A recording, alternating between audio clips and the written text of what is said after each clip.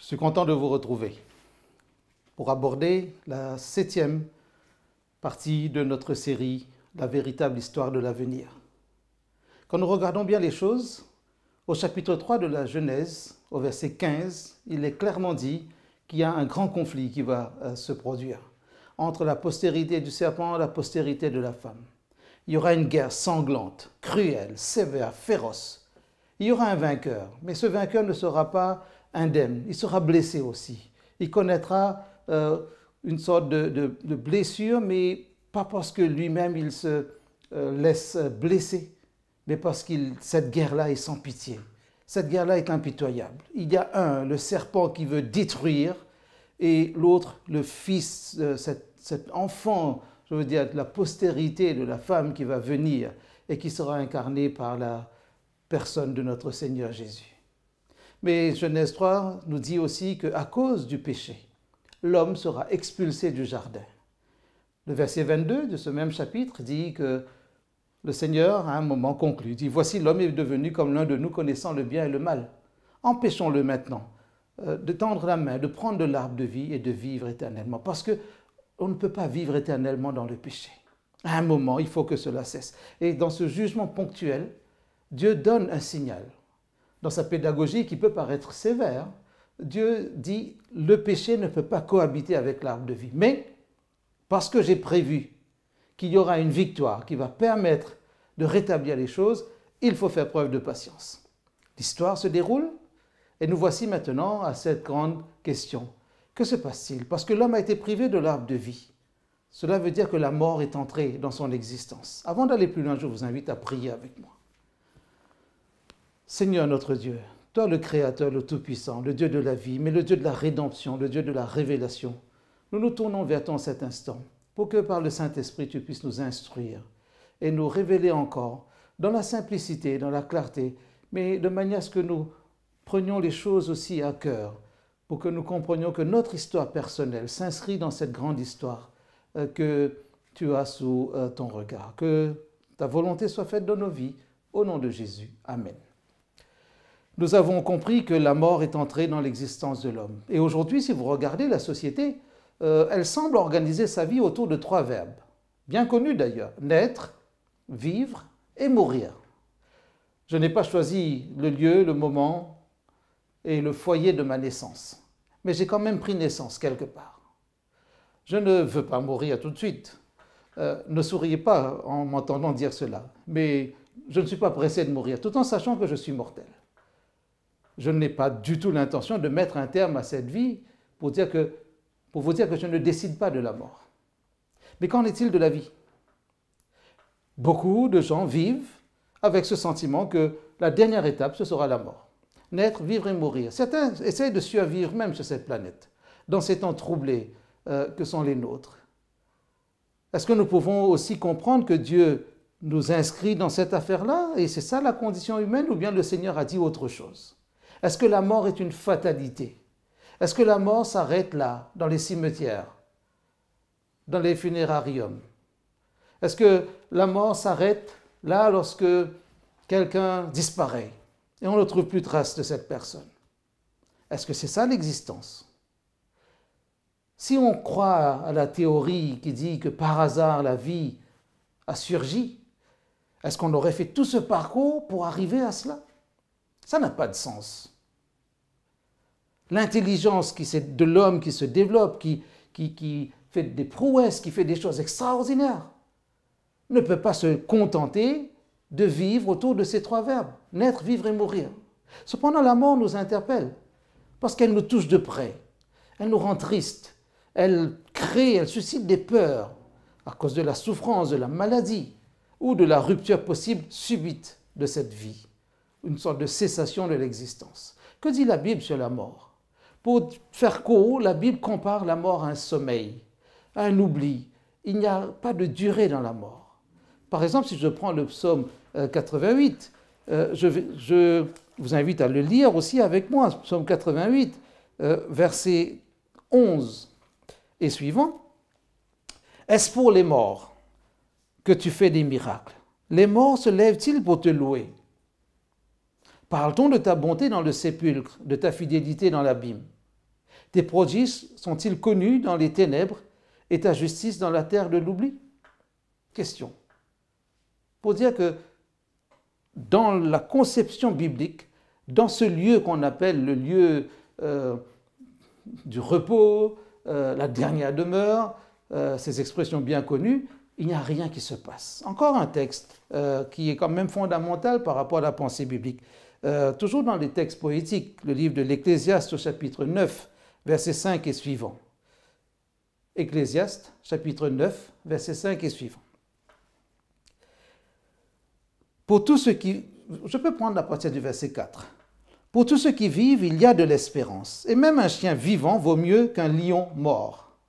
Les vivants, en effet, savent qu'ils mourront, mais les morts ne savent rien, et il n'y a pour eux plus de salaire, puisque leur mémoire est oubliée, et leur amour et leur haine et leur envie ont déjà péri, et ils n'auront plus jamais aucune part à tout ce qui se fait sous le soleil. Vous vous rendez compte? Quand nous écoutons le penseur biblique, le sage, il insiste pour dire que les morts ne savent rien, mais les vivants doivent prendre connaissance de ce qui se passe dans leur vie, dans leur existence. Encore un verset, au verset 10 par exemple, tout ce que ta main trouve à faire avec ta force, fais-le, car il n'y a ni œuvre, ni pensée, ni science, ni sagesse dans le séjour des morts où tu vas. Il n'y a ni œuvre, ni pensée, on pourrait dire ni réflexion, ni science, ni sagesse dans le séjour des morts où tu vas. Donc si la mort est comparée à un sommeil, c'est que la mort amène vraiment une cessation de vie. Mais Jésus a dit, Jean 3, verset 16, le verset le plus connu de la Bible. Et tout cela nous permet de nous inscrire dans l'histoire de cette humanité. Dieu a tant aimé le monde qu'il a donné son Fils unique, afin que quiconque croit en lui ne périsse pas, mais qu'il ait la vie éternelle. Vous pouvez décider de croire en ce Jésus et d'échapper à cette idée de fatalité, que l'existence humaine, l'existence de la race humaine s'arrête avec la mort. La Bible dit clairement, il n'y a rien dans la mort, pas de durée dans la mort, pas de vie. Il n'y a pas un esprit, une âme qui s'en va et qui navigue quelque part, qui serait en train soit de flotter dans l'atmosphère ou dans notre environnement familial, ou qui serait retourné au paradis de Dieu. Non. C'est vrai qu'il y a un verset qui dit que l'esprit s'en retourne à Dieu, mais c'est Dieu qui a donné le souffle de vie, pour dire qu'il est le propriétaire de toute vie. C'est un peu comme quand vous gonflez un ballon pour un anniversaire. Vous avez bien gonflé le ballon, ça a pris forme, et puis quelqu'un, pour s'amuser, je ne sais pas si c'est amusant, mais en tout cas pour s'amuser, quelqu'un vient avec une épingle et fait éclater le ballon. Est-ce que vous sentez que vous retrouvez votre souffle? Vous ne reprenez pas ce souffle qui a gonflé le ballon. Mais on peut dire que c'est votre souffle qui était dans ce ballon. Mais le ballon n'existe plus parce qu'il est mort. L'être humain aussi meurt ainsi et le souffle de vie s'en va. Et quand Dieu a mis le souffle de vie dans l'homme, Genèse chapitre 2, verset 7, il n'a pas dit qu'il met un petit bout de lui-même, du divin. Dieu n'a pas mis des petits bouts de Dieu dans l'homme pour dire que c'est ça l'âme.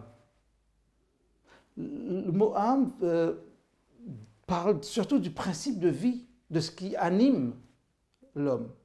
D'ailleurs, le mot animal vient de la même racine.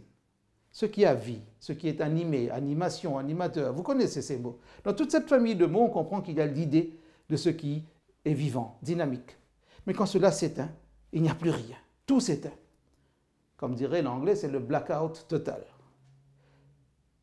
Mais seulement Dieu a tant aimé qu'il a donné une espérance. C'est-à-dire la vie est possible malgré la mort. Et c'est ça qui est intéressant pour notre histoire. Les scientifiques commencent à vous dire que dans plusieurs milliards d'années, le Soleil va s'éteindre, mais il n'y aura plus de vie possible sur la planète Terre. Les exobiologistes sont en train d'étudier toutes les possibilités de vie hors de notre système solaire. Parce qu'ils se disent, si cette humanité veut survivre, il faut qu'elle déménage. Je ne sais pas si vous avez déjà acheté votre billet, mais c'est là un petit peu une perspective chez certains physiciens, biologistes, les exobiologistes, on étudie la vie à l'extérieur de la planète Terre. Maintenant, cela paraît intéressant. Et ces mêmes scientifiques vont vous dire, mais peut-être que ce ne sera pas nécessaire parce que probablement la vie humaine se serait éteinte bien avant l'extinction du Soleil. Allez savoir qui sera là pour prendre des photos, poster cela sur les réseaux sociaux. Je dis bonne chance. Mais indépendamment de toute forme de plaisanterie ou d'amusement, sérieusement, que dit la Bible? La Bible nous donne une espérance, celle de la vie éternelle en Jésus-Christ. Les morts ont-ils un avenir? Oui, mais pas dans la mort. Les morts ont un avenir en Jésus. Allez avec moi dans 1 Thessaloniciens chapitre 4, où Paul insiste en parlant aux chrétiens pour leur dire que nous ne pouvons pas vivre par la foi et puis nous comporter comme ceux qui n'ont pas d'espérance. Naître, vivre, mourir. Écoutez ce que Paul dit. C'est intéressant d'ailleurs. J'ai dit 1 Thessaloniciens chapitre 4 à partir du verset 13. Nous ne voulons pas, frères, je pourrais dire et sœurs aussi, jeunes gens, jeunes filles, quel que soit votre âge, si vous comprenez cette lettre, nous ne voulons pas que vous soyez dans l'ignorance au sujet de ceux qui dorment, c'est-à-dire de ceux qui sont morts. Par rapport à cette idée de sommeil ou de mort, comme une sorte de superposition de ces deux idées, je vous renvoie au chapitre 11 de l'évangile de Jean. Lisez le récit de la mort et de la résurrection de Lazare et vous comprendrez cela. Revenons donc à notre verset 13. Nous ne voulons pas que vous soyez dans l'ignorance au sujet de ceux qui dorment, afin que vous ne vous affligiez pas comme les autres qui n'ont point d'espérance. En d'autres mots, les chrétiens auxquels il s'adresse doivent vivre d'une autre manière que celle qui illustre un petit peu les gens qui sont sans espérance. Car si nous croyons, verset 14, que Jésus est mort et qu'il est ressuscité, croyons aussi que Dieu ramènera par Jésus et avec lui ceux qui sont morts. Dieu a tant aimé le monde qu'il a donné son Fils pour que les gens aient la vie éternelle. Voici en effet ce que nous déclarons d'après la parole du Seigneur. Nous les vivants, restés pour l'avènement du Seigneur, nous ne devancerons pas ceux qui sont morts.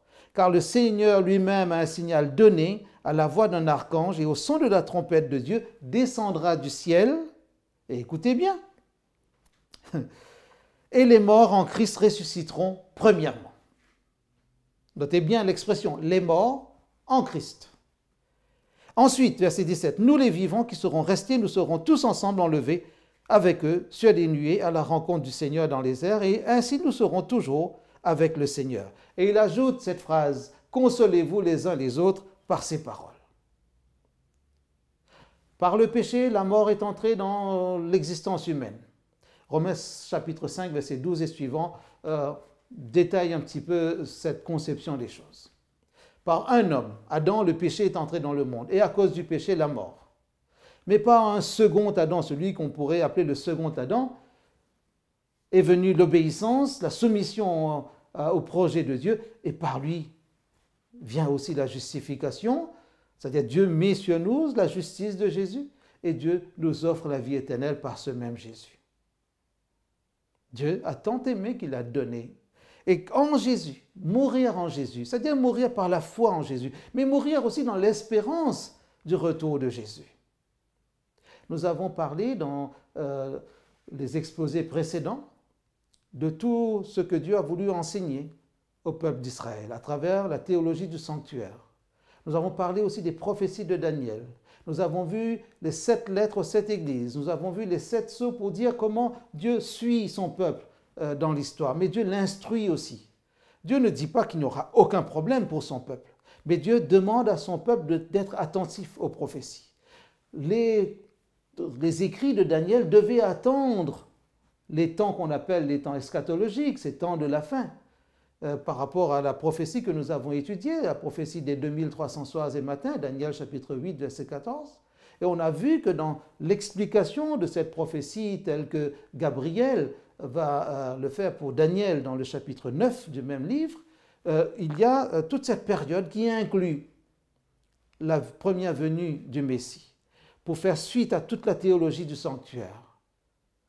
Et nous avons étudié également le chapitre 16 du Lévitique, pour comprendre par rapport à ce jour particulier qu'on appelle le jour des expiations, comment, par analogie avec la purification du sanctuaire céleste, tout être humain peut contempler, chercher, croire, adhérer à ce souverain sacrificateur qui officie devant le Père en faveur de tous ceux qui doivent hériter du salut. Si nous avons l'occasion d'en parler aujourd'hui encore, c'est que vous avez l'occasion de décider où placer votre histoire personnelle. Naître, vivre, mourir. Mourir, c'est aussi un choix. La plupart des gens vivent comme cela sur cette planète. Ils vivent sans espérance.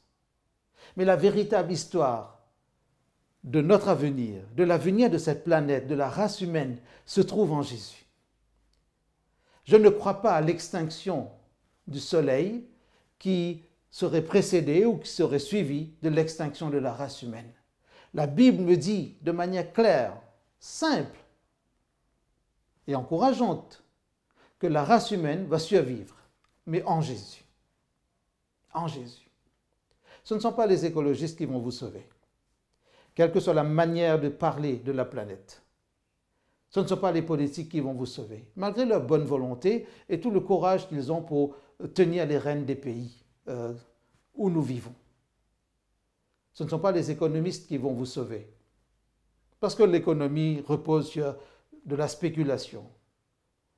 C'est une jungle féroce. Et à cause de la spéculation, du capitalisme, permettez-moi l'expression un peu sauvage, voyez comment la plupart des pays qui veulent diriger la planète reposent sur des endettements qui font frémir des banquiers.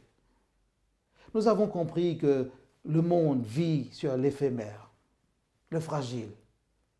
Parce que malgré toute sa bonne volonté, l'homme a ses limites. Malgré toutes les réalisations, tous les progrès, toutes ces choses merveilleuses, en parlant de la technologie par exemple, dont nous avons hérité, malgré tout cela, l'homme demeure un être fragile. L'homme est beaucoup plus fragile que tout ce qu'il invente. Seulement, il ne doit pas désespérer. Parce qu'en Jésus, il y a la vie. En Jésus, il y a la résurrection. Cette résurrection, elle est annoncée. Mais bien sûr, dans cet avenir, quand Jésus reviendra, est-ce qu'il n'y aura que la résurrection et l'enlèvement? Paul dit encore quelque chose d'intéressant dans sa lettre aux Corinthiens, dans la première lettre aux Corinthiens, chapitre 15. Paul fait comprendre qu'il y a la nécessité aussi d'une transformation le jour où le Seigneur va nous ressusciter si jamais nous mourrons avant son retour. Moi, mon rêve, c'est d'être vivant au moment du retour de Jésus. N'allez pas le répéter. Tous les jours, je regarde le ciel pour voir si, selon ce que la Bible prévoit, il y a ce petit nuage qui va grossir et puis qui va révéler le Fils de l'homme assis sur les nuées des cieux. C'est la plus merveilleuse des choses qui pourraient nous arriver, être vivant au moment du retour de Jésus.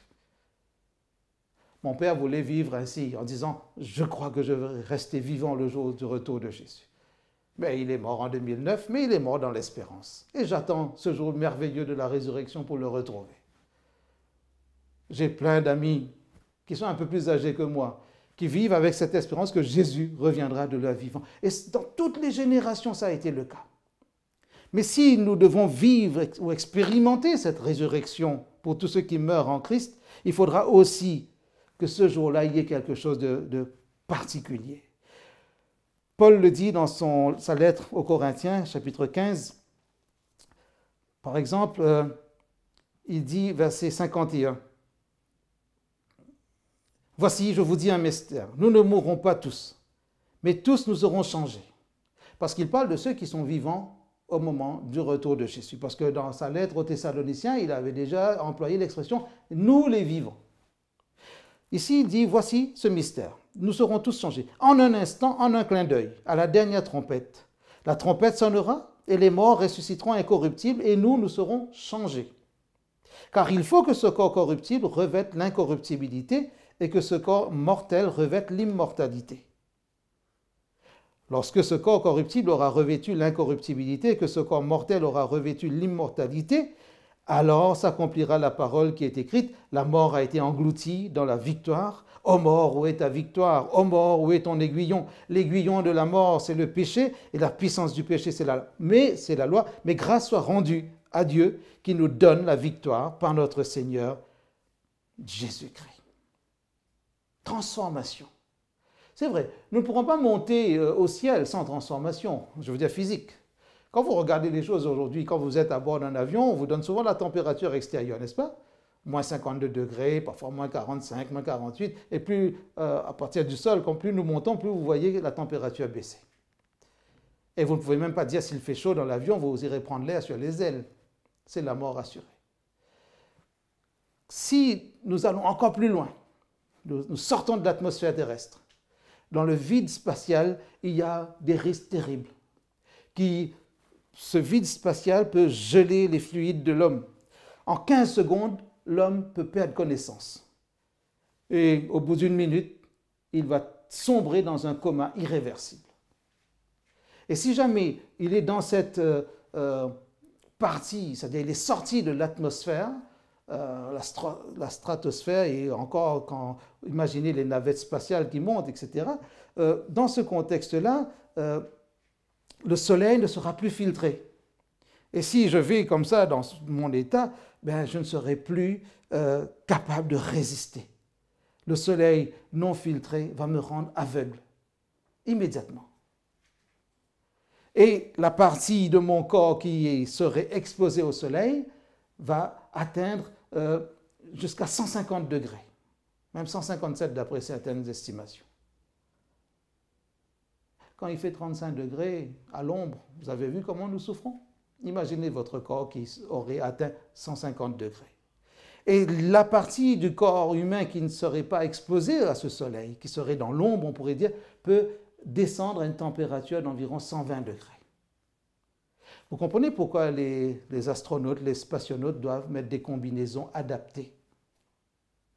Une combinaison, pour ceux qui voyagent dans les navettes spatiales et qui sortent parfois pour réparer la station internationale spatiale, une combinaison coûte environ 10 millions de dollars. On va dire autour de 9 millions d'euros. Mais que ce soit 9 millions d'euros ou 10 millions de dollars, c'est beaucoup d'argent, n'est-ce pas? Parce qu'ils ne peuvent pas sortir dans n'importe quelle condition. Vous imaginez que le Seigneur nous emmènerait sans nous transformer? L'histoire de l'humanité connaîtra une transformation, c'est vrai. Cet événement, nous l'attendons. La dernière fois, nous avons parlé de ce silence d'environ une demi-heure qui correspondrait prophétiquement à une semaine, 7 jours et demi à peu près, qui correspondrait au temps pour le Seigneur de venir de là où est vraiment physiquement, j'ai envie de dire, le trône de Dieu, pour venir jusqu'à notre environnement, pour nous prendre, nous rassembler des 4 vents des cieux, comme il est dit dans le livre dans Matthieu chapitre 24. Mais il faudrait le même temps certainement pour retourner. Et ce voyage extraterrestre, ce n'est pas de la science-fiction. C'est la parole de Dieu elle-même qui nous le dit. Vous n'avez pas besoin de vous entraîner pour faire ce voyage. Vous avez besoin juste de dire à Jésus, je te donne ma vie. Transforme-la.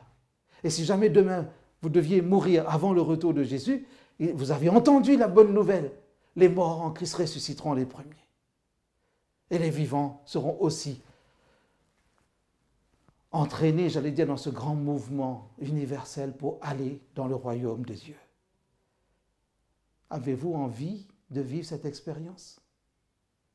Le Seigneur veut nous entraîner dans cette compréhension de l'histoire. L'avenir de notre monde se trouve en Jésus. La véritable histoire de l'avenir de ce monde est déjà écrite dans la parole de Dieu. Cet avenir est là. Prenons le temps de chercher ces textes, ces prophéties. Lisons, étudions, méditons sur cette parole qu'on appelle parole de Dieu. Ce n'est pas un vieux livre qui raconte de vieilles histoires. La Bible est un livre qui est sans cesse actualisé dans notre présent pour dire, et nous avons assez de preuves autour de nous, pour dire que chaque génération peut adhérer à ce Jésus. À chaque fois que je rencontre des personnes d'un certain âge, et nous conversons, nous parlons de la foi, de l'espérance, nous prions ensemble, nous chantons des cantiques, nous lisons la parole de Dieu ensemble, je finis par leur dire, vous savez, votre présence m'encourage. Quand je vous rencontre dans les églises, je reçois là le témoignage, mais je reçois aussi une belle leçon, le témoignage d'une vie consacrée au Seigneur, mais une leçon d'encouragement. Je me dis que c'est quand même une force, la foi.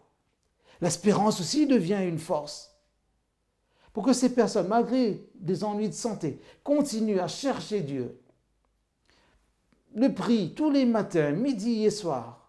Et à chaque fois qu'ils vont parler de certaines choses, ils disent c'est le Seigneur. Et quand cela me touche, m'émeut, je me dis mais il y a quelque chose de vrai dans cette affaire-là. Alors moi aussi je suis encouragé à marcher avec le Seigneur.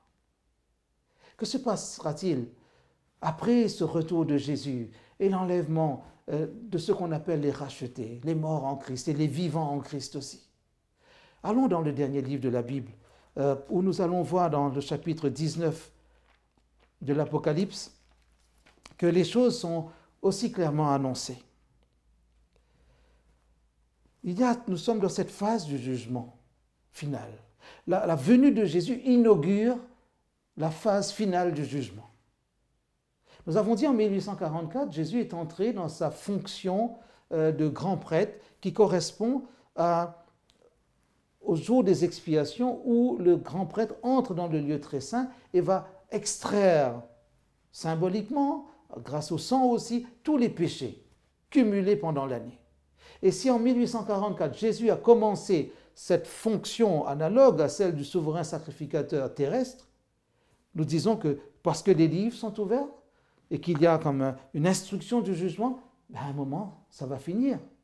Et c'est là qu'il va revenir. Mais ce n'est pas fini, parce qu'une question peut se poser. Si ceux qui sont en Christ sont montés au ciel, qu'arrivera-t-il de ceux qui n'étaient ni vivants ni morts en Christ? Est-ce qu'ils disparaissent comme cela, dans l'oubli?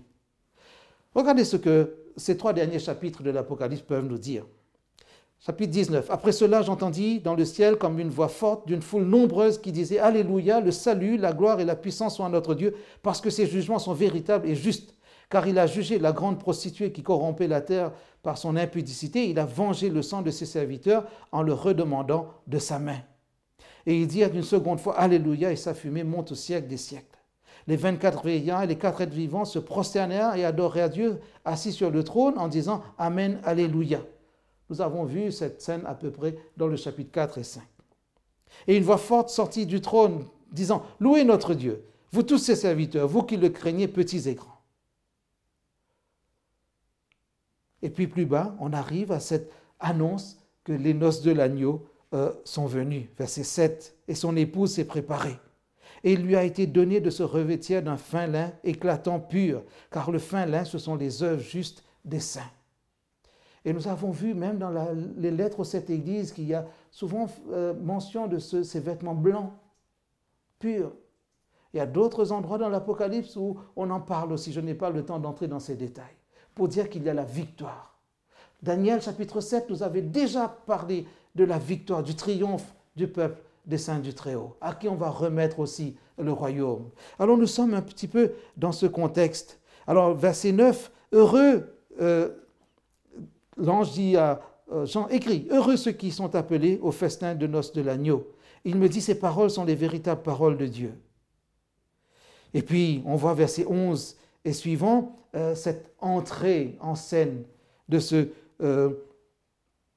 cavalier qui s'appelle fidèle et véritable, qui est aussi la parole de Dieu, qui est sur un cheval blanc et qui a sur sa tête plusieurs diadèmes. Vous comprenez bien que et surtout avec le descriptif du verset 12, première partie, ces yeux étaient comme des flammes de feu. Nous retrouvons la figure christique dans le chapitre 1er de l'Apocalypse.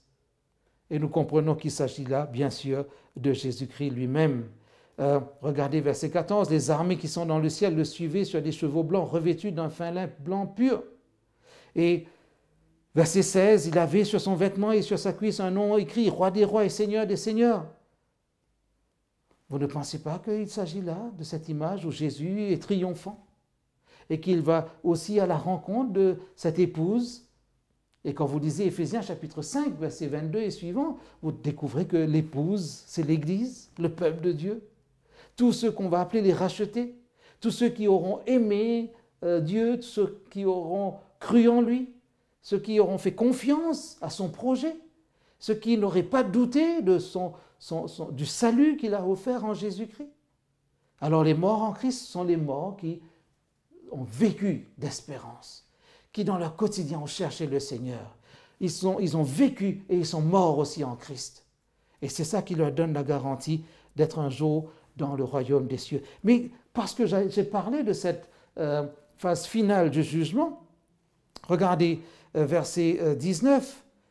Et je vis la bête et les rois de la terre. Et si vous lisez Apocalypse 13, Apocalypse 18, 17, 18, vous verrez tout cela. Il y aura d'autres études sur cet aspect-là et il existe déjà d'autres études là-dessus. N'hésitez pas à chercher, à cliquer sur les moteurs de recherche. Et la bête fut prise. Verset 20. Et avec elle le faux prophète qui avait fait devant elle les prodiges par lesquels il avait séduit ceux qui avaient pris la marque de la bête et adoré son image. Ils furent tous les deux jetés vivants dans les temps ardents de feu et de soufre. Et les autres furent tués par l'épée qui sortait de la bouche de celui qui était assis sur le cheval, et tous les oiseaux se rassasièrent de leur chair. Quand Jésus revient, certains vont monter au ciel avec lui, ceux qui se seraient attachés à lui, ceux qui l'auraient aimé et fait sa volonté, et les autres. Regardez dans ces images, dans ces métaphores de destruction, il y a ici une indication sur le jugement. Scène de jugement qui paraît sévère, mais cette scène veut nous dire aussi que Dieu fait les choses de manière ordonnée. Vers chapitre 20, puis je vis descendre du ciel un ange qui avait la clé de l'abîme et une grande chaîne dans sa main. Il saisit le dragon, le serpent ancien, qui est le diable et Satan. Ah, nous retournons à Genèse chapitre 3, verset 15. Et ici, la boucle semble être bouclée, en tout cas sur le point d'être bouclée. Et il le lia pour 1000 ans. Il le jeta dans l'abîme, ferma et scella l'entrée au-dessus de lui, afin qu'il ne séduisît plus les nations, jusqu'à ce que les 1000 ans fussent accomplis. Après cela, il faut qu'il soit délié pour un peu de temps. Et encore cette scène de jugement. Et je vis des trônes, et à ceux qui s'y assirent fut donné le pouvoir de juger. Et je vis les âmes de ceux qui avaient été décapités à cause du témoignage de Jésus et à cause de la parole de Dieu, et de ceux qui n'avaient pas adoré la bête ni son image. Retour encore à Apocalypse chapitre 13. Et de ceux qui n'avaient pas reçu la marque sur le front et sur la main. Ils revinrent à la vie et ils régnèrent avec Christ pendant 1000 ans. 1000 ans de cohabitation avec Christ dans le ciel, 1000 ans aussi de partage de cette séance, de ces séances de jugement ou de tribunal. Et verset 5, il est dit, et les autres morts ne revinrent point à la vie jusqu'à ce que les 1000 ans fussent accomplis. C'est la première résurrection. Heureux et saints ceux qui ont part à la première résurrection, parce que la seconde mort n'a point de pouvoir sur eux, mais ils seront sacrificateurs de Dieu et de Christ, et ils régneront avec lui pendant 1000 ans. Quand les 1000 ans seront accomplis, Satan sera relâché de sa prison. Et puis, dans la suite des versets, il va essayer de rassembler tous ceux qui seraient disponibles, on pourrait dire, pour faire la guerre à la ville sainte, à la nouvelle Jérusalem. Mais Dieu ne va pas laisser les choses comme cela, parce qu'à un moment, il faut mettre un terme à cette histoire de l'humanité qui aura été malmenée par le péché. Qu'est-ce qui se passe? Ils montèrent sur la surface de la terre, verset 9. Ils investirent le camp des saints et la ville bien-aimée. Mais un feu descendit du ciel et les dévora. Et le diable qui les séduisait fut jeté dans les temps de feu et de soufre où sont la bête et le faux prophète, et ils seront tourmentés jour et nuit au siècle des siècles. Puis je vis un grand trône blanc et celui qui était assis dessus. La terre et le ciel s'enfuirent devant sa présence et il ne fut plus trouvé de place pour eux. Et je vis les morts, les grands et les petits qui se tenaient devant le trône. Des livres furent ouverts et un autre livre fut ouvert, celui qui est le livre de vie. Et les morts furent jugés selon leurs œuvres d'après ce qui était écrit dans ces livres. La mer rendit les morts qui étaient en elle, la mort et le séjour des morts rendirent les morts qui étaient en eux, et chacun fut jugé selon ses œuvres. Et la mort et le séjour des morts furent jetés dans les temps de feu. C'est la seconde mort, les temps de feu, c'est-à-dire la mort définitive. Alors vous devinez bien, en parlant de ceux qui sont tourmentés jour et nuit pendant des siècles et des siècles, quand vous mettez quelque chose dans le feu, ça va brûler tant qu'il y a de la matière à brûler.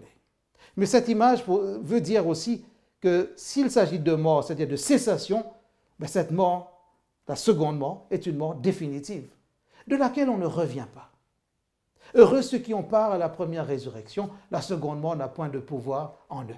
Heureux ceux qui ont mis leur confiance en Jésus-Christ, la seconde mort n'a aucun pouvoir sur eux. L'histoire de l'humanité qui ne veut pas croire en Jésus finira par cette seconde mort. Je ne veux pas annoncer de mauvaises nouvelles, je veux juste dire la vérité biblique.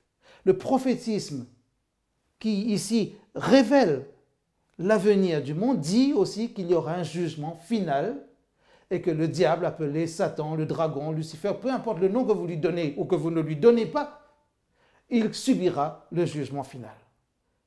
Dieu l'a expulsé du ciel, chapitre 12 de l'Apocalypse, comme il a expulsé Adam et Ève du jardin après le péché, parce que le péché ne peut pas rester là en présence du trône de Dieu ou de l'arbre de la vie. Ces jugements ponctuels n'étaient pas définitifs. Vous le devinez bien, s'ils sont ponctuels. Mais ici, nous sommes avec le jugement définitif, final, destruction totale. Et si le ciel et la terre s'enfuient, c'est parce que Dieu dit qu'il va créer de nouveaux cieux et une nouvelle terre. Chapitre 21, et nous allons terminer avec ce chapitre. Puis je vis un nouveau ciel et une nouvelle terre, car le premier ciel et la première terre avaient disparu et la mer n'était plus. Et je vis descendre du ciel d'auprès de Dieu la ville sainte, la nouvelle Jérusalem, préparée comme une épouse. Ah, voici les noces de l'agneau. Et j'entendis une forte voix qui disait, verset 3, « Voici le tabernacle de Dieu avec les hommes. Il habitera avec eux et ils seront son peuple.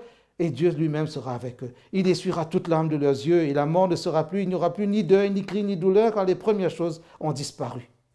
Et celui qui était assis sur le trône dit, « Voici, je fais toutes choses nouvelles. » Et il dit, « Écris, car ces paroles sont certaines et véritables. » Maintenant, vous êtes avertis. On dit qu'un homme averti en vaut deux, un lecteur de la Bible averti en vaut quatre. Prenez le temps de méditer sur ces paroles. Placez votre histoire personnelle dans la perspective que dessine la parole de Dieu et que le nom de Dieu soit glorifié parce que votre salut se trouve en Jésus. Réfléchissez, décidez, choisissez. Rendez-vous dans le royaume des cieux. Amen.